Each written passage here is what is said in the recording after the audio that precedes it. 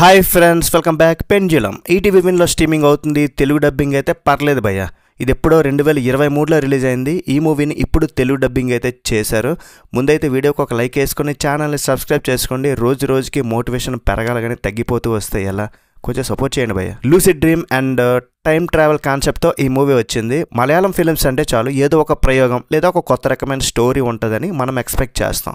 Just 1 hour 45 minutes ఉంది. ఫ్యామిలీతో పడి చూడొచ్చు. ఎక్కడ అడల్ట్ కంటెంట్ ఏమీ లేదు. మరి మూవీ నాకు ఎలా అనిపించిందంటే, ఈ స్క్రిప్ట్ పేపర్ మీద చాలా బాగుంది. కొత్తగా ఒక కొత్త స్టోరీని, ఎవరు టచ్ అయిన పాయింట్ని చూపించాలనే ఆలోచన అయితే బాగుంది. ఆ విషయంలో డైరెక్టర్ని మెచ్చుకోవాలి. కానీ మూవీ మాత్రం అంతేం లేదు భయ్య. నాకైతే పెద్దగా నచ్చలేదు.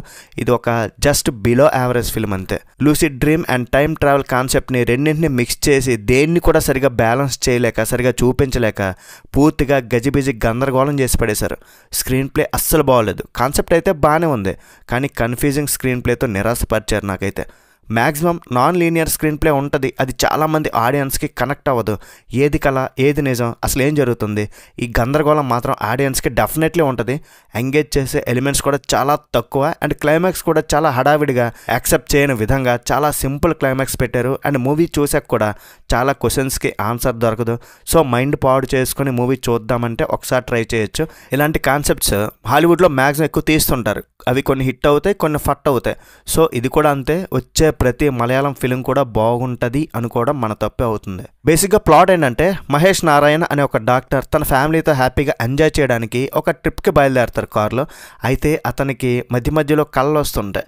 ఇతను డ్రీమ్స్లో ఏంజల్ అండ్ అమీర్ అనే 2 పర్సన్స్తో లింక్ ఉంటుంది. మరి అతనికి వచ్చిన డ్రీమ్స్ ఏంటి, వాళ్ళిద్దరు ఎవరు, అసలు ఏం జరుగుతుంది అనేది మూవీ చూసి తెలుసుకోవాల్సిందే. మూవీ స్టార్టింగ్ ఒక తండ్రి ఒక కొడుక్కి చెప్పే ఒక స్టోరీతో మొదలవుతుంది. మూవీ స్టార్టింగ్ నుండి క్యారెక్టర్స్ బిల్డ్ చేస్తూ, స్టోరీని కూడా స్టెప్ బై స్టెప్ చూపిస్తూ స్టోరీ బాగానే బిల్డ్ చేశారు. ఇక ఇంటర్వెల్ వరకు స్టోరీ పర్లేదులే అన్నట్టు అనిపించింది నాకైతే. బట్ సెకండ్ హాఫ్ మాత్రం పూర్తిగా స్టోరీ సైడ్ ట్రాక్లోకి వెళ్ళిపోయింది. వచ్చే ఏ సీన్ కూడా ఎంగేజింగ్గా ఉండదు. కొంతమందికి సరిగా అర్థం కాదు. వచ్చే సీన్స్కి క్లారిటీ ఉండదు. ఈ మూవీ మహేష్ డ్రీమ్స్లో ఉన్న నిజాన్ని కనిపెట్టాలనుకునే ఒక థీమ్, ఇంకా తను ఎందుకు ఇలా జరుగుతుందని ఇంకొక డాక్టర్ని కలిసాక స్టోరీ మరింత డల్గా తయారైపోయింది. ఏ సినిమాకైనా సెకండ్ హాఫ్ స్ట్రాంగ్గా స్టోరీని క్లారిటీగా చెప్పాలి. సెకండ్ హాఫ్ తేడా కొట్టడంతో ఈ మూవీ చూడడానికి చాలామందికి ఇబ్బందిగా అనిపిస్తుంది. ఈ మలయాళం ఫిల్మ్స్లో పెద్దగా తెలిసిన మొఖాలు అయితే నాకు పెద్దగా కనిపించలేదు. వాళ్ళందరూ పర్లేదు అన్నట్టు యాక్ట్ చేశారు. లో బడ్జెట్ ఫిల్మ్ అని ఈజీగా తెలిసిపోతుంది. టెక్నికల్గా మూవీ పర్లేదు అనిపించింది. బ్యాక్గ్రౌండ్ స్కోర్ ఓకేలా ఉంది. మరి ఓవరాల్ ఈ సినిమాకి నేను ఇచ్చే రేటింగ్ ఏంటంటే 2/5. ఫైనల్గా పెండ్యులమ్, మీరు మలయాళం ఫిల్మ్స్కి వీరాభిమాని, ఏదో కొత్తగా కాన్సెప్ట్ చూడాలి అనుకుంటే మాత్రమే ట్రై చేయాలి. అది కూడా మీకు విపరీతమైన ఖాళీ దొరికిందంటే మాత్రమే. అంతేగాని పెద్దగా సాటిస్ఫై అనిపించకపోవచ్చని నా ఫీలింగ్. మరి మీరు మూవీ చూసుంటే మీకు ఎలా అనిపించింది కింద కామెంట్ సెక్షన్లో తప్పకుండా తెలియజేయండి. వీళ్ళతో ఒక లైక్ చేయండి, షేర్ చేయండి, ఛానల్ని సబ్స్క్రైబ్ చేసుకొని కొంచెం సపోర్ట్ కూడా ఇవ్వండి. నెక్స్ట్ వీడియోలో మళ్ళీ కలుద్దాం గైస్.